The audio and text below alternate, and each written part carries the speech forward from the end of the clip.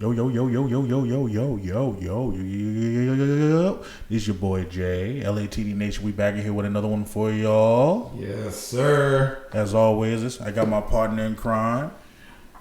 RG from the 843 here. You know, as always, back Yes, in the sir. live from the trenches. Yes, sir. We got another good one for y'all today, man. Got another review of the finale of season 4 of The Boys. Which is called season 4 finale. I mean, I guess they couldn't think of anything, so I was just like, yeah, let's just call it what it is. Well, yeah, essentially it's that. Might as A well. lot of surprises in here. A lot Yeah. of new faces. No, a lot of same faces. Yeah, you know, usual. Well, I mean, not necessarily business as usual, but it was like, you know, it was about what I expected it to be. You know, a lot of political moves were made, a lot of chess pieces were moved. You know, you really got to see some storylines kind of sort of reach a conclusion, but not really. It was mostly a big cliffhanger for next season. Right. For another 2 to 3 year wait. Right. Hopefully that's not the case. It probably will be. With how these shows are these days, I wouldn't be surprised. True. But I feel like, you know, it might be a lesser weight than that, to be honest. I hope because the way this season ended off, so, you know, I think one of the biggest things to note in this episode, Victoria Newman was outed as a suit by Homelander. Oh. And it was just so like matter of factly. It was like, yeah, no, she's a suit. He's like, a suit for a hero. You know, I appreciate the compliment. He's like, no, she's an actual suit, and he like uses his laser vision on her, and her eyes, like, you know, Let's start to turn like how they normally turn when she uses her powers. Because she's also known as the notorious head popper. Yeah. Pause.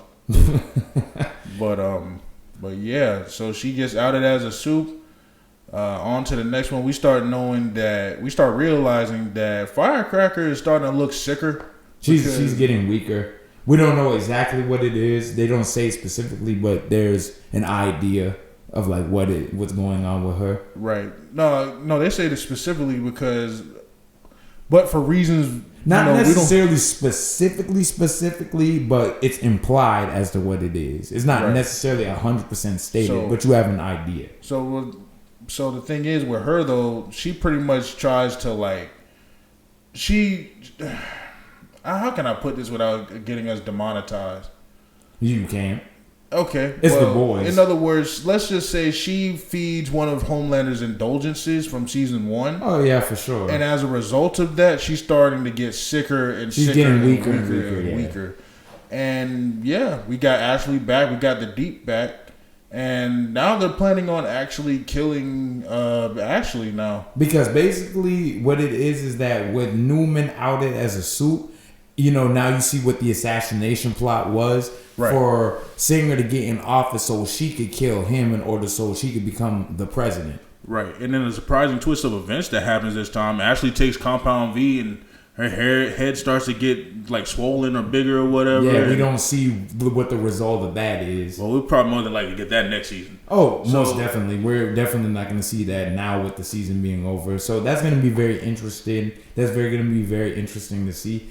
And honestly, with Ashley, I mean, I'm not that invested in her character. Never have been, but I kind of want to see what happens. Yeah, I kind of want her to just be another cannon fodder character that just gets killed off quickly. Low key. And then the thing is that A-Train tried to get her to leave with him.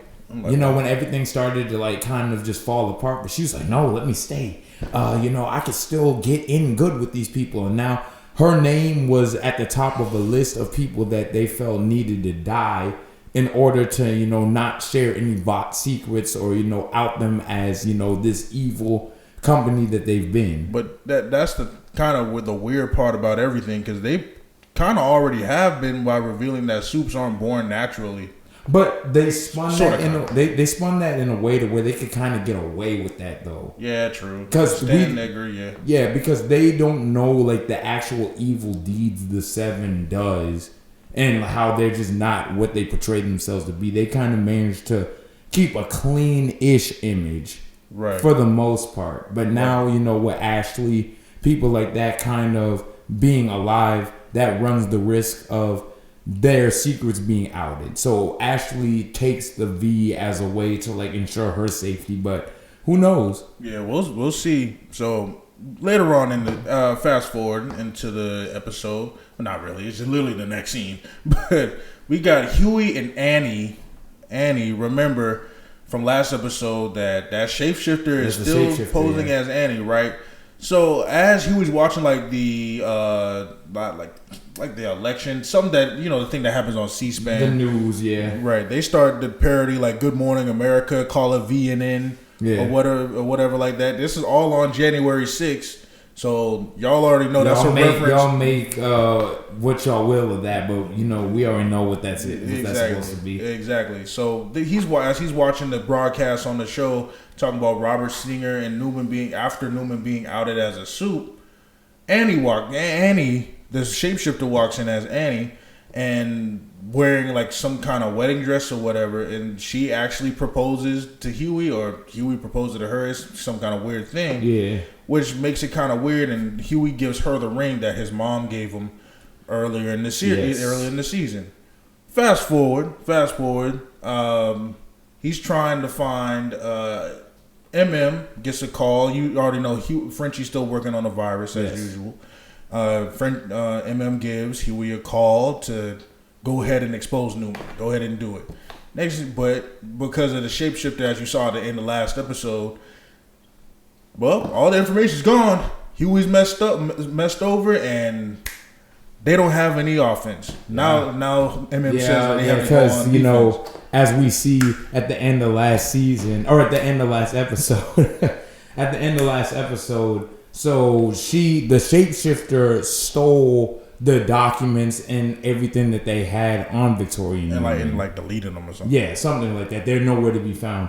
So now basically they're on defense, you said, in the sense that now they kind of have to rush to get this cure as fast as possible. Right. Meanwhile, Victoria Newman, virus. Yeah. Meanwhile, Victoria Newman is being threatened by Homelander, with the threat of him potentially harming her daughter, and that is the catalyst for her to give Huey a call and say, "I want out. I'm done with this. He's threatening my daughter. I'm willing to do whatever it takes in order for me to ensure her safety," which is a noble thing, which I always knew that, her daughter would come before any kind of political aspiration or just anything ambition wise she had going for her. I always kind of knew that would win out. So, I enjoyed that aspect of it. Right. Yeah. So, you got that. Of course, they come to an agreement, quote unquote. Meanwhile, Butcher, with the very few hours, supposedly they say that he's like maybe less than a day from death. He's in the hospital bed. Kessler's still talking to him and everything. So, he's trying to convince him to go bad. And, Butcher seemingly finally has understood, why he can't do that. He's basically accepted his fate. And then Grace comes along and starts talking to him about how they still need to secure Ryan, this, that, and the third. So Ryan shows up, and Butcher and him have a game of Connect 4 they had been doing so before. And eventually, Grace reveals to Ryan that this whole room that they're in is this bunker, essentially prepared for Ryan. And they basically have let it be known that in the event that Homelander becomes too powerful and the virus fails, they need Ryan as basically collateral. They need him as the last resort. And Ryan, finding that out, goes into somewhat of not a fit of rage, but sort of has a reaction where because Grace is trying to get him to stay, and he doesn't want to stay, so he ends up pushing her and killing her. And the only reason why Ryan is even there, other than the fact that they called him, is because Homelander finds the picture of Butcher, Becca, and Terra left for Ryan, and Homelander essentially throws like a temper tantrum and just, as he does, and messes up his room. He orders Ryan to come to him and everything, and like how parents do your kid, like, come here, you know what I'm saying? Yeah, and he wasn't going for any of that. Ryan was like, no. And the thing is, one thing I noticed about Ryan, I feel like this was a little rushed in my opinion, like him wanting to be back in the tower and everything, but like you know that your dad is a psychopath and they want you to be this thing. So yeah. Why do you want to go back? Keep going back there? Like I feel like that writing was a little bit sloppy. I do agree with that because realistically, when you see, you know who he is. You know, because the thing is that you could argue that basically it's because he is a kid and he wants to believe that there's good in Homelander, but at the same time, he's already been there firsthand to just see how evil Homelander is capable of being. Because Homelander is the one that pushed him into being something he didn't want to be. Exactly. And I took him standing up and saying what he said last episode is kind of his rebelling against Homelander. So now, an episode later, it's kind of like he's backtracking. He's like, my dad isn't so evil. I like being at Vought. Or whatever the case may be. So it was kind of like that. That was a little bit lazy. That was sloppy, I could say. But with that being said, I do like that they're insinuating that all Ryan wants to be at the end of the day is just a regular kid. Like that is true, yes. Like everybody else. Like the writing in it, like the setup for it is a little sloppy, like we said. But like I said, I just like that they're just saying that he wants to be a kid. And Butcher tells him, like, hey, if you feel like that's where you're most... Because Butcher doesn't want Mallory to tell him any of this. Yeah. For that very reason, because he would go back to the tower. He wants it... Butcher's telling Ryan that... Be whoever you want to be, essentially. Exactly. If you want to go back with Homelander, I'm not going to stop you. Exactly. And after... Because I don't think because he can't at that moment. I think because like you said, he accepted his fate. In his mind, he's at this point, he's thinking that he's going to die. But after he, whatchamacallit, Ryan kills Mallory. Grace. Yeah. He goes off now he's really like motivated and going off the deep end. And because Kessler even appears behind him after it happens, and they're kind of just looking at each other, and you just see Butcher give like a slight nod, like, okay, yeah, no. I see what you've been saying all this time. I'm willing to do whatever. Now, because the conversation that they have before when he's in the bed is, just give into this darker side of yourself and you will be, I guess, healed or healthy or whatever the case may be. He's talking about he'll give him like enough energy to carry out. Yeah, he'll give him that second wind that he needs in order to carry out the mission, which is, soup genocide. Okay. Because I have a different theory on that. Yeah. To be honest, my theory on that is, I don't think he's going to carry out the full-on genocide plan, but he wants to. Since Ryan's not going to be able to doesn't want to kill Homelander, doesn't want to fight anybody. I think Butcher's main motivation might be the fact that if he won't do it, then I will. Yeah. I don't think because the thing is, I don't think he wants to necessarily kill Ryan. Clearly. I don't think he wants to kill all soups. I do agree with that. But he's gotten to a point to where he's willing to do whatever it takes to kill Homelander. And maybe in a sense, he thinks that what he's doing is sparing Ryan the pain of having to do it himself. Exactly. Yeah. But the way that it's like being framed, it is very clever. But I wouldn't be surprised if that is what it is. Right. I wouldn't be surprised. I think it's half and half. Yes, he does want to kill Homelander, but also he doesn't really want Ryan to be messed up and have to suffer for, just suffer for their plot, their agenda. Right. He wants Ryan to just be as normal and as happy and as at peace as he possibly can. Everything that he didn't get to be as a kid. Exactly. And this is the... Like, he still has love for Ryan. Clearly. Right, clearly. And I thought that scene that when he called Huey and told him, like, hey, mate, this is me and Lenny, him and his brother always wanted to go to this steakhouse. Yeah. And he tells Huey to go there for him. And I like, that was a real good scene. Yeah. First of all these performances in this episode are just spot on and spectacular. Like, for even with Erin Moriarty when she's playing as fake Annie. It was cool getting to see her play a different version of Annie. Right. It really showed her range in this scene. It did. And the fact is, like, now that let's get to that scene. Matter of fact, so when fake Annie is starting to notice that her skin is starting to peel off because I guess she can't sustain that form forever. Yeah. Or for like an indefinite period. So she goes back to Annie because y'all remember Annie's chained up. and she touches her again, and she gets all her people that she turns into. She gets their memories as well. Yeah. Kind of like that's what it is. Her power is kind of like Toga's from My Hero Academia. My Hero Academia, like if Toga if she ingests like people's blood and stuff, she can turn it into them and get the like quirks and everything. So I thought that was a cool aspect as well. So she gets their memories and everything, and she starts telling Annie about herself. She's like really just egging it on, and she's become a sociopath because every time she turns into somebody, she becomes that person essentially, not just physically, but actually, their memories. Like she actually becomes that individual. Exactly. And she said that she's a sociopath in the sense that she doesn't even really remember what she even looks like. Right. Which I thought that was cool that we don't really get to see what she looked like. Right. So it's like it's open for interpretation. Right. Kind of like Ginyu in Dragon Ball, like how Ginyu, like how that body wasn't originally, his. That was a body that had been stolen before. And so you don't really know what Ginyu originally looked like. So I thought that's kind of what that reminded me of. Oh, shoot. I didn't know that. Yeah, that's not Ginyu's original body. Like the purple? Yeah, the purple one. That's not his original body.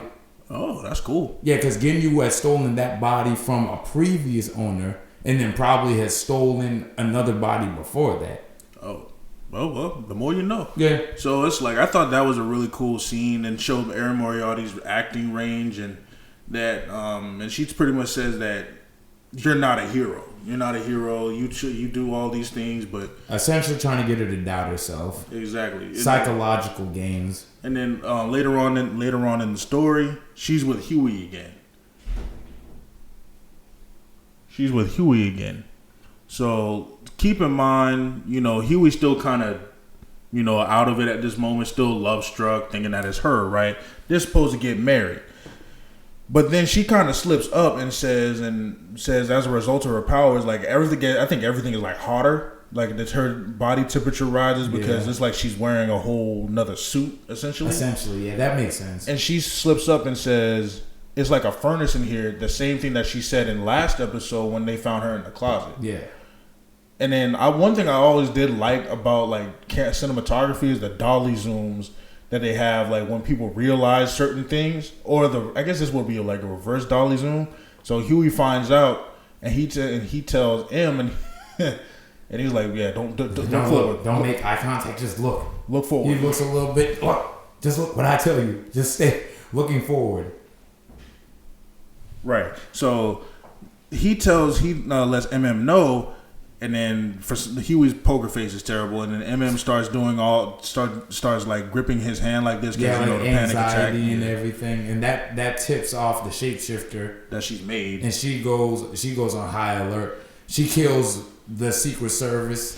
They manage to move the president out of the bunker and into another room, and just when the shapeshifter catches up to a defenseless MM and Huey, Annie shows up at the right time, snuffs her out, rightfully so. Beats the brakes off her, and her powers come back, essentially accepting herself as she's not a hero, but she's not like them people in the 70s. Yeah, so, exactly. Accepting herself, getting her confidence back. That's why her powers weren't working, because her confidence was all shot. Yeah. But fast forward the shapeshifter's gone. Shapeshifter's gone, and then a little too quickly, in my honest opinion. Like I feel like they could have fleshed out that character a little bit more. I can agree with that. I think that we didn't really get to see. It just felt like that character just kind of came and went. There wasn't enough kind of staying power with it, and it was a really interesting character / villain that could have got more development, but they served their purpose. Right, exactly. And so not to cut you off. Go ahead. So we get to the big crucial moment where Vicky, as Huey and them call her, essentially brings Zoe with them in order to ensure her safety. And, they agree to this deal where it's like, I just basically, I'm accepting whatever it is y'all do. I'm going to help y'all take Homelander down. I'm going to do whatever. And then right when they're about to shake hands, they haven't even managed to put ink to the paper. None other than Billy Butcher shows up. Billy Mother Truckin' Buffer. Yeah. Butcher.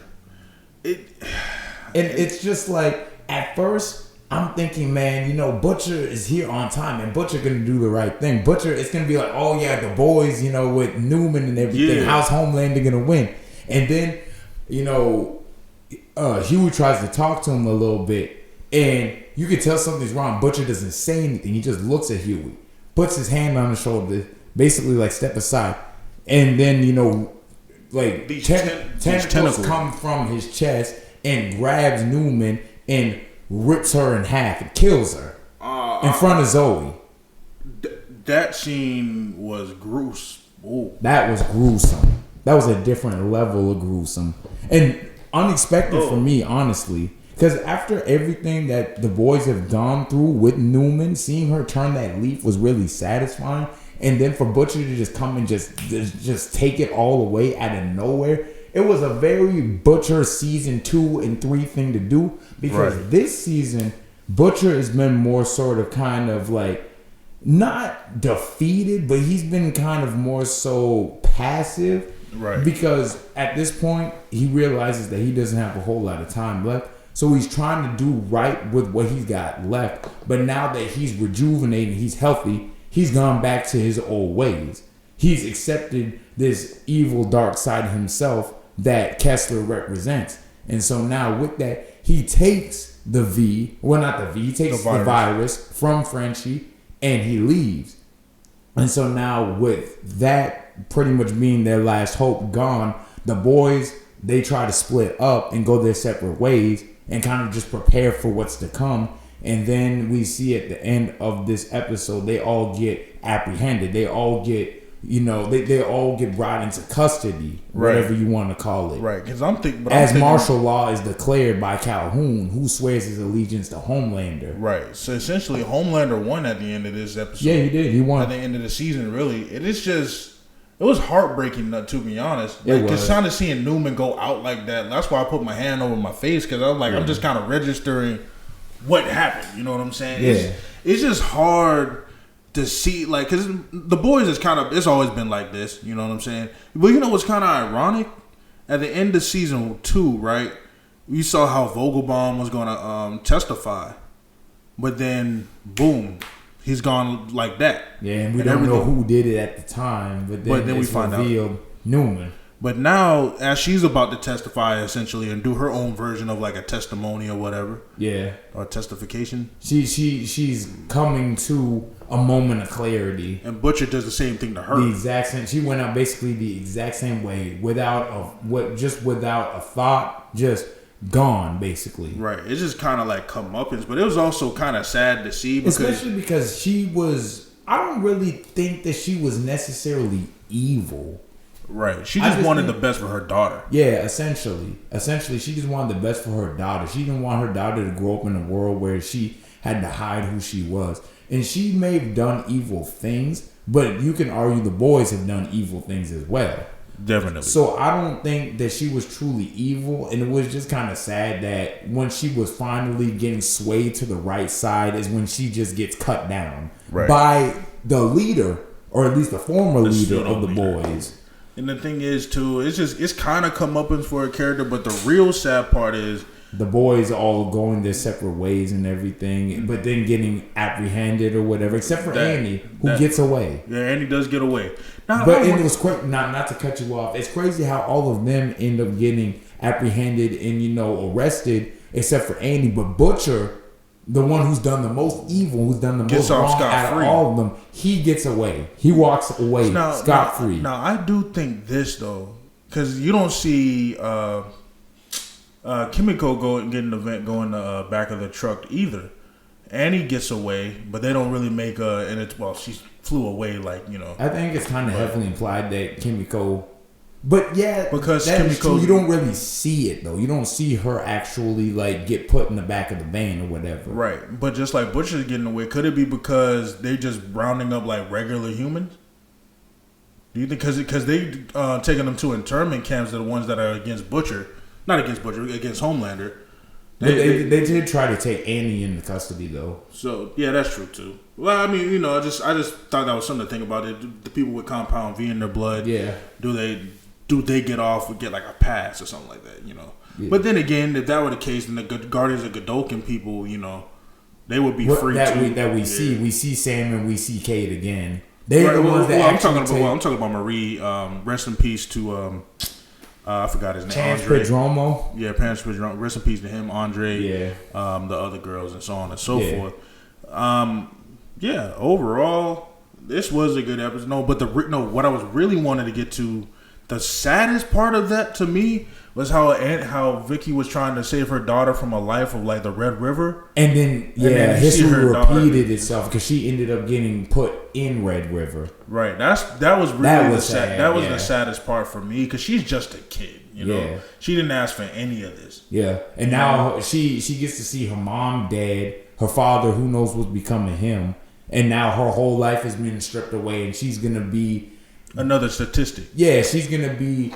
She's gonna live the exact same life that her mother did and Marie did. Right, just another number, you know. Yeah, and that was definitely sad. So I would say she was one of the biggest victims in this whole thing. I definitely felt the most sympathy for her because we've seen what all the other boys have done. I of course I love each of those characters, but they're not exactly innocent. Right, exactly. Yeah, I agree. So it was kind of the only innocent one you can probably say is MM. MM is the one that's the least like he's the one who has the most of a heart, if you ask me. Right. MM has more of a heart than anybody. Him and Huey, I think. Right, but Huey killed Translucent. Well, but you're right though. All of them are pretty much guilty to some degree. Oh yeah, nobody is without blood on their hands. But it ain't like some of the soups that they got didn't deserve it. That's true. You know, so but they've crossed certain lines to get to certain points to do certain things. But Butcher by far deserves more punishment than they do by far. And Butcher's the one that's still out there scot-free. Right, exactly. To do whatever he wants to do. And then the thing is that now that he's given into this dark side of himself, he's completely healthy again too, and he's got the virus. Butcher is about to reap nothing but havoc next season, and I honestly cannot wait. I can't wait either. Overall, this season as a whole really wasn't not as great as the first three. Right. I wouldn't say that it measured up. Now that ain't really saying a lot because it's still a good season. It's still a good season, but it's just some of the writing in it was a little bit lazier. You can tell that there's a little bit more scatterbrained. They had much more to juggle in comparison to those first few seasons because there's just been so much plot that's taken place over the course of the entire run of the show. So, it's gotten to be a little bit convoluted. It's gotten to a point where certain things haven't been as fleshed out as they could have been just because of just how much weight that they have on their shoulders as far as getting this story to its finish line. Mm-hmm. So, that's kind of a product of the show having ran for as long as it has. Right, that's an inevitability. Those things happen. But I'm still glad it's still quality. It's still quality of show. It's still a great show with a beautiful message about forgiveness in it. Yeah. I would give this whole season as a whole. It was smooth. It was smooth. High smooth. I'll give it a good solid 8. High smooth. Whereas the first 3 seasons, I would have given more like heat. Those are flawless victories for me. Yeah. Personally, like I was engaged in all 3 of them. Oh yeah, I couldn't stop watching. And I binge watched it too. I watched. Yeah, I might rewatch it now, to be honest. Yeah, for sure. But with that being said, man, anything else you got, bro? In conclusion, this was a good season. I enjoyed it. I think that it did most of what it needed to do as far as setting up for the final season, whenever that is. And I'm just looking forward to seeing how everything wraps up. I think that how they left off with Butcher having the virus, all the boys being locked up with the exception of Annie, which is obviously that's intentional. Right. And Calhoun, the acting president, going into enacting martial law upon the entire United States, and Homelander essentially having the keys to the kingdom. Right. It's going to be very interesting to see what Homelander's mental state is. What's going to happen with Ryan? I agree. What's going to happen with Butcher? How evil is this going to be? The most evil version of Butcher we've ever seen. How is his story going to wrap up? Is he going to die eventually? All these questions that need to be answered in the next season. In 2 to 3 years. So check back with us then. I hope it's 1 to 1 year.